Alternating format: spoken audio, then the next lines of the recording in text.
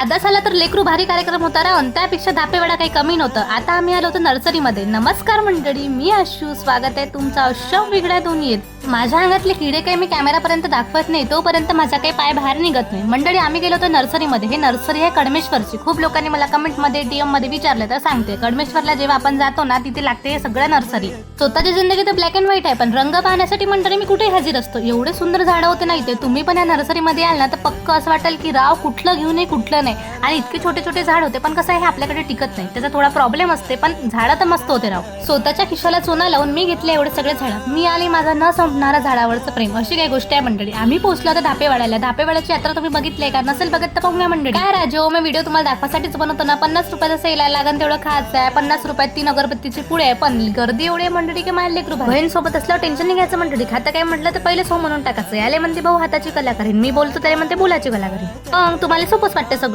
तसं मंडळी आले विदर्भाचं पंढरपूर म्हटलं जाते. तुम्हाला माहितच असेल म्हणा पण मी सांगून देतो म्हटलं. तशीच माझ्यापेक्षा हुशार तर तुम्ही आहेच. घ्या राव. आदासा आल्यावरही मायले लेकरू भारीचाच कार्यक्रम होता. तसं मंडळी 2-3 दिवसापासून आपले व्हिडिओ येत नाही.